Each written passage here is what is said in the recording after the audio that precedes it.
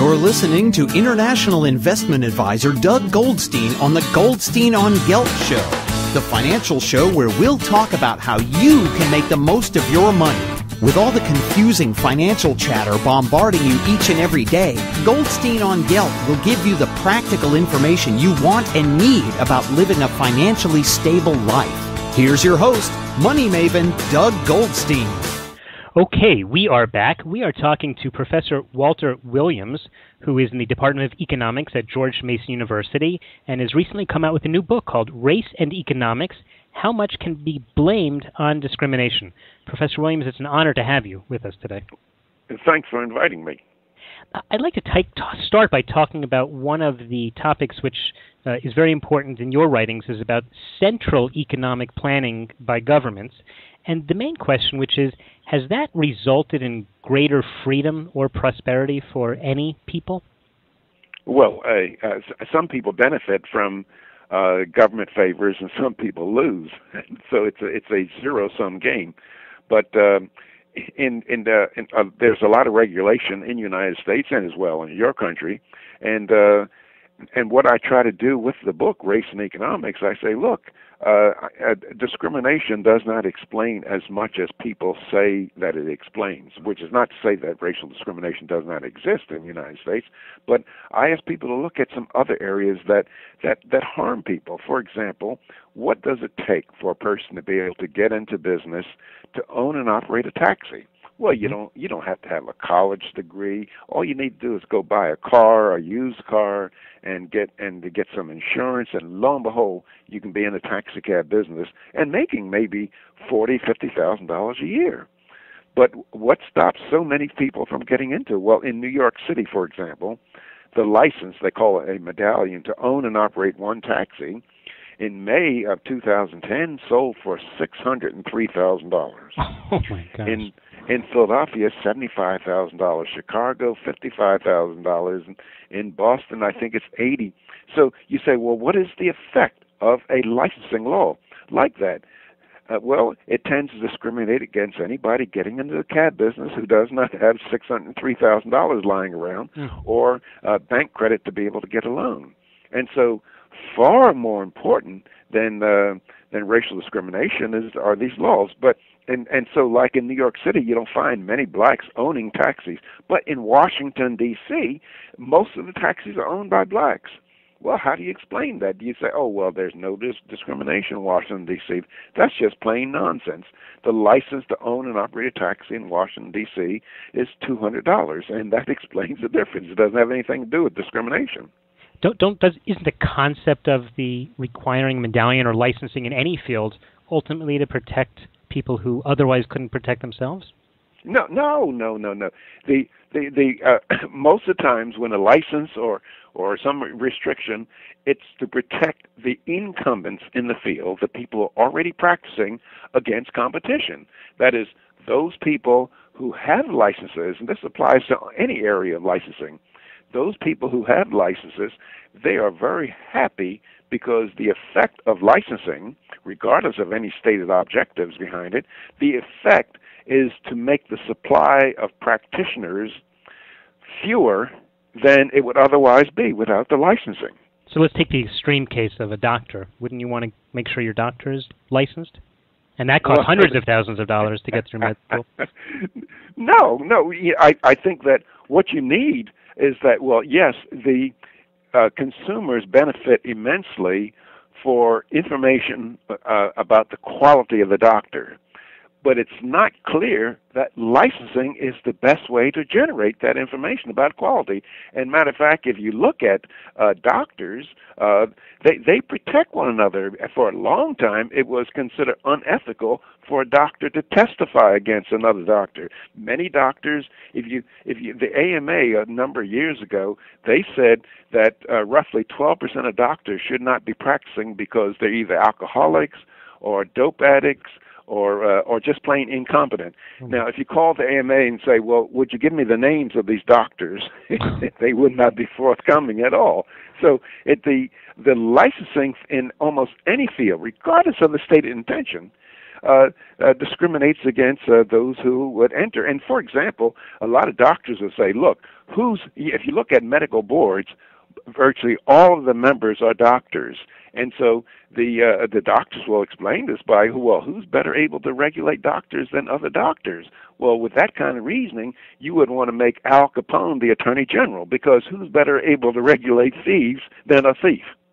Okay, so who would you want to have regulating the medical industry if not people who understand it? Well, I think that there's a practice called certification.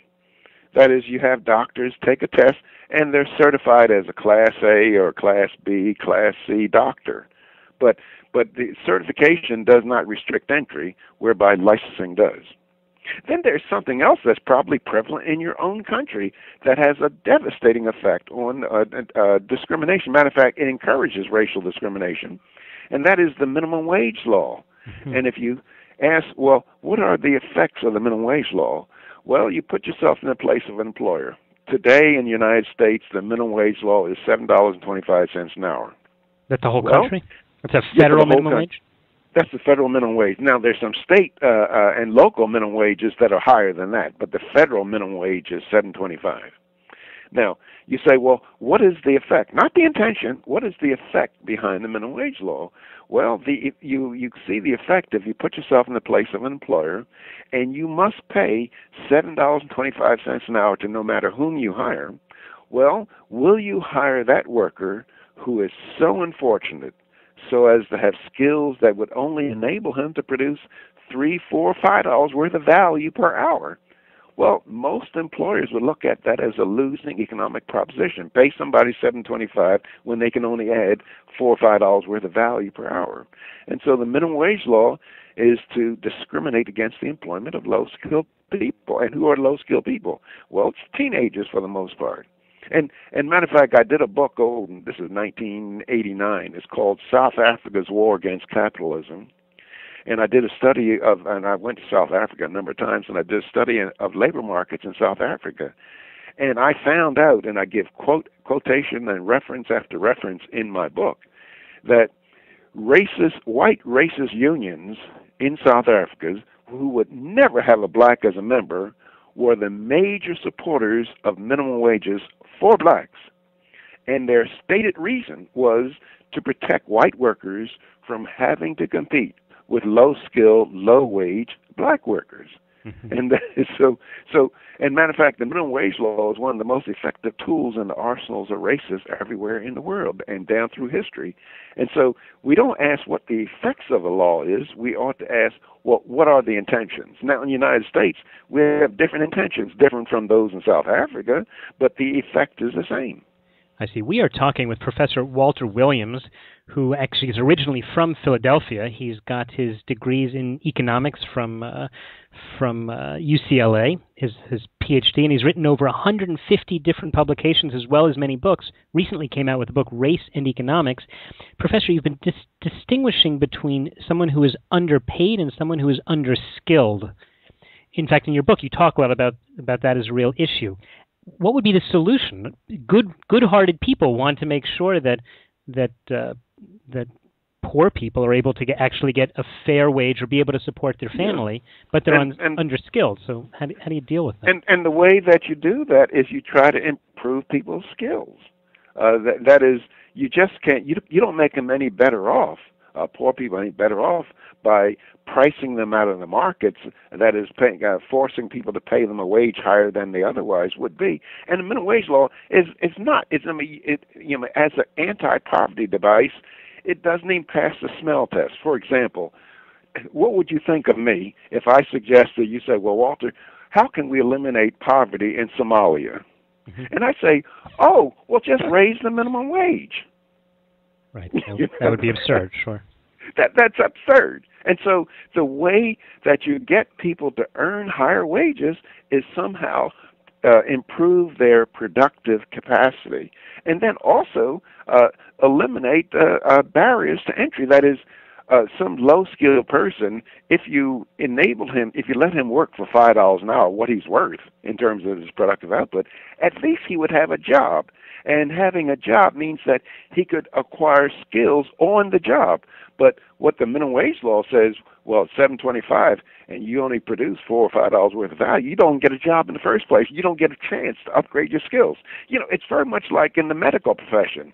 You graduate from medical school, you don't come out there earning what a full-fledged doctor would earn. Mm-hmm. You earn dirt pay. That's what interns get. They work their butts off, and they don't earn hardly anything. But what they're doing, they're getting on-the-job training, so they have greater skills.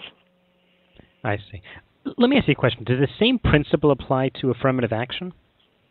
Oh, yes. I think that affirmative action is one of the forms of, I think, racial discrimination, and it leads to a lot of social conflict, not only in the United States, but if you look at a lot of the riots that you see in India, they are really affirmative action riots.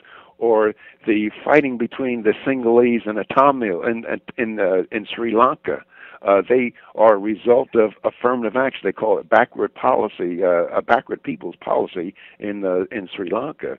That is, when the government cannot create a special privilege for one American or for one person or for one citizen that does not simultaneously create a non-miracle for somebody else. Mm-hmm. And so, but you say, well, look, if you look at just one example from the United States, a couple examples. At one time, black Americans were discriminated against, and they were not allowed in professional basketball. Today, blacks are 80% of the players in professional basketball. How did they do that? Was it an affirmative action policy? No, it was that they were just productive, highly productive. They could do, as sometimes I explain, they could do a 360 slam dunk in your face. You can't do anything about it. I see. So and blacks at one time were not allowed in professional football. Today, blacks are 66%. And the same thing with baseball. That's lower numbers, something like 18%. So it was not affirmative action. What it was high skills. So people who have the skills should be free to pursue. In other words, what your argument is that perhaps the reason that blacks were kept out of professional sports was simply because they were discriminated against, whereas had they had the freedom, then they would have been able to participate, but they didn't need to be pushed in through some government policy? No. And you look at discrimination around the world. Look at in the post-Ottoman Empire, the Armenians were discriminated against people, but yet they had the highest income in the post-Ottoman Empire. You take Jews in Europe. They are heavily discriminated against during the 20s and 30s, but they had the highest income and highest professional status, even in Germany. You find in the United States, Jews, when they came to the United States, they did not find the end of discrimination in the United States, but nonetheless, they were higher income people, or the Japanese or the Chinese in the United States. They were grossly discriminated against, but by any measure of socioeconomic success, Japanese and Chinese are at the top. But they didn't sit around waiting for somebody to have an affirmative action program. They did not sit around waiting for racial discrimination to come to an end. I see. We have been talking to Professor Walter Williams, whose new book, Race and Economics, How Much Can Be Blamed on Discrimination, teaches many of the lessons that he's been discussing with us today. Professor, I'm very sorry, but we're just about out of time. But could you just tell us 1 minute where people could follow your writings and the work that you're doing? Well, they can go to my website. It's walterewilliams.com, walterewilliams.com, and there are references to my publication. The reference to my two new books. One of them is Up From the Projects, which is an autobiography, and the other, as we've been discussing, is Race and Economics. Fabulous. Professor Walter Williams, thank you very much for your time. And thank you. You've been listening to the Goldstein on Gelt Show with money maven Doug Goldstein. Doug's weekly radio show is heard around the world, but if you miss it, you can download the podcast at www.goldsteinongelt.com. The Goldstein on Gelt Show gives you up-to-date financial ideas so you can get on the path to financial freedom.